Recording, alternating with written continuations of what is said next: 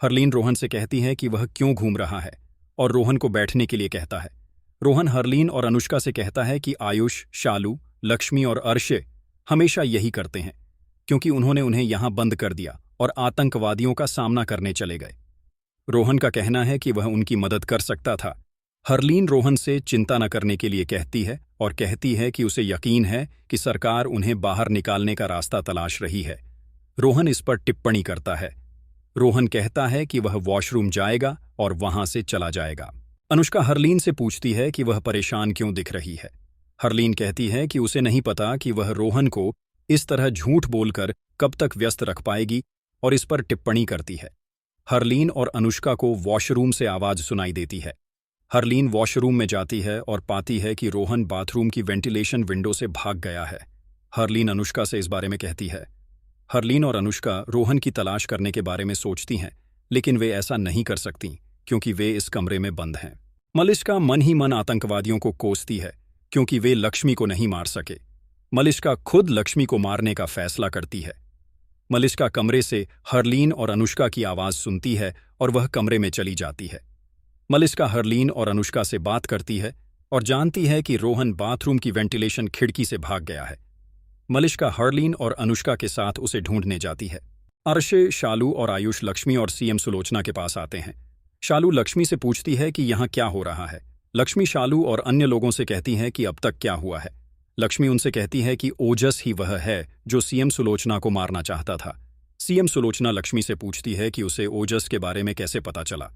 Lakshmi CM Sulochana को याद दिलाती है कि उसने उसे बताया था कि उसने ओजस से पत्र के बारे में कुछ बातें छिपाई थीं, लेकिन जब सीएम सुलोचना वॉशरूम में गईं तो उन्होंने ओजस से बात की और ओजस ने वही कहा जो पत्र में है।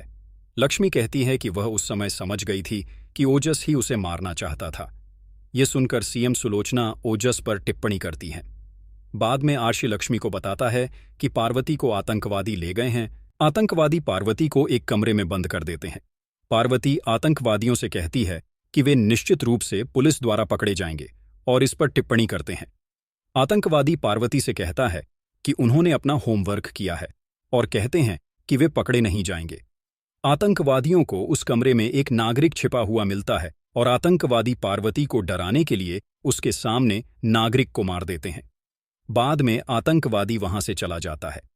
पार्वती एक तरफ जाती है और आतंकवादियों से ओजस की बातचीत का वीडियो अपलोड करती है। पार्वती को लगता है कि इससे ओजस का असली चेहरा सामने आ जाएगा।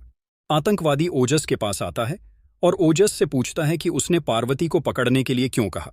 ओजस कहता है कि वह उस लड़की का इस्तेमाल करके सौदा करने जा रहा है। ओजस आतंकवादियों से कहता है कि अब उन्हें कुछ ऐसा करना होगा जिससे सभी सीएम सुलोचना के खिलाफ हो जाएं। ओजस आतंकवादी से कहता है कि वह उसे नया मुखौटा और दूसरी ड्रेस दिलवा दे।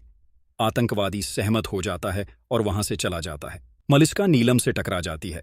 मलिष्का नीलम से कहती है कि रोहन बाथरूम की वेंटिलेशन विंडो से भाग गया है। नीलम बाद में मलिष्का को बताती है कि पार्वती आतंकवादियों द्वारा पकड़ी गई है और इस पर टिप्पणी करती है। मलिष्का कहती है कि वह रोहन की तलाश में जाएगी और वहां से चली जाती है। मलिष्का सोचती है कि अगर लक्ष्मी के साथ पार्वती भी मर जाए तो यह अच्छा होगा। ओजस आतंकवादी बनकर सभी से कहता है कि उसे सीएम सुलोचना के बारे में जानकारी चाहिए और जो उसे सीएम सुलोचना के बारे में जानकारी देगा उसे यहां से मुक्ति मिल जाएगी। ओजस कहता है कि उनके पास माइक पर केवल 10 मिनट का समय है। ओजस की घोषणा के बारे में सुनने के बाद लक्ष्मी, आयुष और शालू से सीएम सुलोचना को 5वीं मंजिल पर ले जाने और किसी से न मिलने के लिए कहती है क्योंकि ओजस के प्रस्ताव से हर कोई सीएम सुलोचना के खिलाफ हो जाएगा। पुलिस ओजस को बुलाती है और उससे बात करने की कोशिश करती है, लेकिन वह पुलिस से बात नहीं करता। करिश्मा और आंचल पुलिस से पूछती हैं कि वे क्या करने जा रहे हैं क्योंकि ओजस 10 मिनट के भीतर हत्या करना शुरू करने वाला है। पुलिस इंस्पेक्टर कहता है कि वह आतंकवादियों से लड़ने के लिए अकेले होटल में जाएगा। करिश्मा और आंचल कहती हैं कि उन्हें पता है कि होटल में कैसे प्रवेश करना है और वे उसकी मदद कर सकती हैं। पुलिस इंस्पेक्टर सहमत हो जाता है। पुलिस उन दोनों को बंदूकें देती है और उन्हें बताती है कि इसका उपयोग कैसे करना है। लक्ष्मी आयुष से सीएम सुलोचना को सुरक्षित रखने के लिए कहती है और पार्वती की तलाश में वहां से निकल जाती है।